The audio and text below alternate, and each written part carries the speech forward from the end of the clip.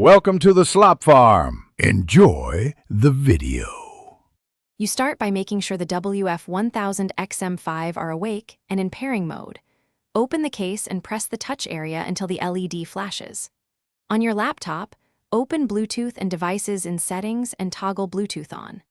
Once done, keep the buds close to the laptop and close other Bluetooth headphones or phones so the laptop finds the correct device without interference. This avoids automatic reconnection to older sources and gets you into the actual pairing step fast. Next, find WF-1000XM5 under Available Devices and click Connect. You'll see a pairing prompt, accept it, and enter 0000 only if a PIN is requested. Once connected, the laptop shows a paired status. Make sure the output device is set to the WF-1000XM5 in sound settings. If connection is unstable, check Device Manager for Bluetooth drivers and update them. This fixes driver-level dropouts and ensures your laptop supports the headset's Bluetooth profiles for clear audio and mic functions.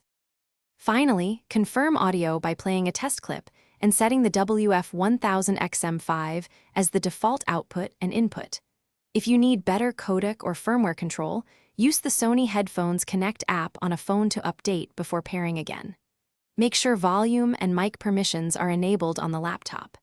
If pairing fails, restart the Bluetooth service, reboot the laptop, or perform a full earbud reset.